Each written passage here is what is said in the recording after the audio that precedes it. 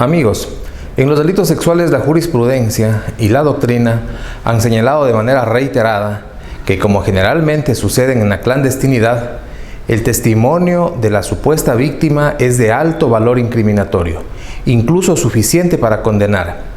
Alguna literatura dice que es prueba directa, pero justamente porque es de alto valor incriminatorio y suficiente para condenar, es indispensable analizar que ese testimonio esté libre de incredibilidad subjetiva, es decir, libre de motivos espurios como resentimiento, enemistad, odio, venganza, exculpación, interés, etc. También es necesario analizar que la historia que cuenta sea lógica, es decir, que no sea fantasiosa, que sea persistente y que esté corroborada por elementos periféricos de carácter objetivo. Así las cosas, resulta por demás obvio que las personas acusadas de algún delito de naturaleza sexual necesitan una estrategia de defensa que genere, desde el inicio de la investigación y principalmente durante la audiencia de juicio, información o prueba que permita sostener que la historia que cuenta la parte acusadora no está libre de incredibilidad subjetiva, es decir, que sí existe algún motivo espurio para acusar falsamente, que no es una historia lógica, que no ha sido persistente y que no está corroborada por elementos periféricos de carácter objetivo. Si al defender un caso de naturaleza sexual no se abordan estos criterios o cautelas, simple y llanamente no existe defensa técnica adecuada. Veamos un caso práctico en el cual desarrollamos o aplicamos la defensa observando las indicadas cautelas. La principal afirmación de hecho o proposición fáctica que realizó la acusación es que el día 07 de septiembre del año 2016, Frank y Marco, aprovechando que Katy estaba ebria, la llevaron al túnel chino y la violaron. Olvidó la parte acusadora que en esa historia también intervino de manera activa el menor de edad José, novio de Katy. La parte acusadora fundó su acusación en el testimonio de la señorita Katy. Ahora bien, el testimonio de la prenombrada señorita no pudo declinar la presunción de inocencia por las siguientes tres razones. 1, porque resultaba fantasioso e increíble. 2, porque no se mantuvo firme o persistente a lo largo del proceso. Y 3, porque no fue corroborado por datos periféricos de carácter objetivo. En cuanto a que resultó fantasioso el testimonio de la supuesta víctima, Katy manifestó textualmente que esa mañana tomó un poquito de una bebida alcohólica que le dieron José, Frank y Marco. Se mareó, no podía pararse y la llevaron caminando a un túnel.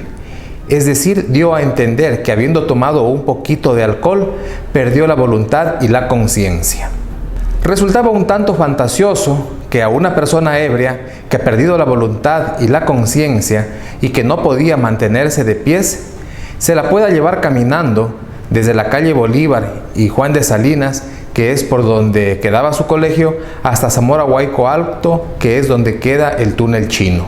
Resultaba un tanto fantasioso también que 3 individuos que se han propuesto drogar y violar a una persona, se les haya ocurrido llevarla a un lugar tan distante, haciéndola caminar ebria por todo el centro de la ciudad de Loja.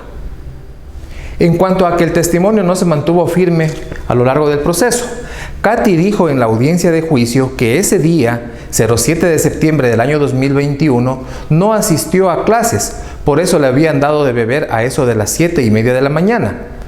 Pero, mediante el contraexamen, se sacó a relucir que en su primera versión, en cambio, manifestó que asistió normalmente a clases y que le habían dado a beber a eso de la 1 de la tarde. Quiso justificar su contradicción diciendo que cuando dio la primera versión aún se encontraba confundida, pero la legista de la misma fiscalía explicó que al momento de realizar el examen ginecológico, es decir, a las 4 horas más o menos de haber sido supuestamente violada en estado de ebriedad, se encontraba lúcida y debió estar mucho más lúcida y orientada al día siguiente de los hechos, cuando dijo que ha asistido normalmente a clases. En cuanto a que el testimonio no estuvo corroborado por datos periféricos de carácter objetivo.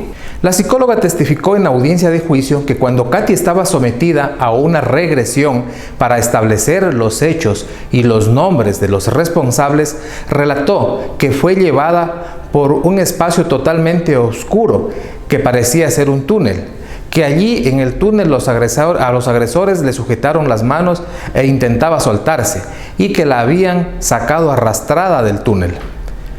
La verdad procesal, consolidada en esa audiencia de juicio, apuntó a que siempre supo que fue un túnel, no es que ella o a ella le parecía que era un túnel. La legista explicó que no existían indicios de que le hayan sujetado las manos. También explicó que no existían indicios de que haya sido arrastrada. No existían lesiones ni siquiera en sus protuberancias óseas. Katy, cuando testificó que al tomar un poquito de líquido se mareó, lo que trató de hacer creer es que quizás fue drogada, pero en los exámenes de laboratorio no se encontró droga en su organismo. De nuestra parte, al inicio de la audiencia de juicio, dijimos que el día 07 de septiembre del año 2021, Katy voluntariamente aceptó la invitación de su novio José para ir a beber, y lo probamos. En su testimonio, Katy negó que José haya sido su novio. Con los testimonios de Yulisa y de Yesenia justificamos que Katy y José sí fueron novios y que ese día, a eso de las 7:45, fue Katy quien desde una cabina lo llamó. Quedaron en encontrarse y ella ya no ingresó a clases. Es decir, no es verdad, como dijo en la audiencia de juicio, que por casualidad ella se encontró con José, Frank y Marco mientras iba a comprar golosinas en una tienda que queda cerca al colegio. Peor iba a ser verdad que se los encontró al salir de clases a eso de la 1 de la tarde. También dijimos en nuestro alegato inicial que la señorita Katy, con quien sí tuvo relaciones sexuales, fue con José. La legista explicó en la audiencia que Katy tenía una sugilación en el cuello que es indicio de sexo apasionado, más todavía cuando no existía ni una mínima señal de que la supuesta víctima haya forcejeado. Ahora bien, habiendo estado bebiendo con el novio, lo más probable es que sexo con pasión lo tuvo con su novio y no con los amigos de su novio. Asimismo, dijimos que las excoriaciones en el cuerpo de Katy no son incompatibles con la realización del acto sexual en el piso agreste del túnel. El policía de apellido Zumba, que realizó el reconocimiento del lugar, dijo que el piso del túnel era de tierra, es decir, era probable que eso le causó las lesiones, que a decir de la legista eran leves, no por arrastre. Finalmente, con tanta incoherencia y falta de corroboración, se volvió muy probable que, conforme lo afirmamos en nuestro alegato inicial, haya inventado la historia de violación sexual para justificar a su familia su estado de ebriedad, la fuga del colegio y su vida sexual activa.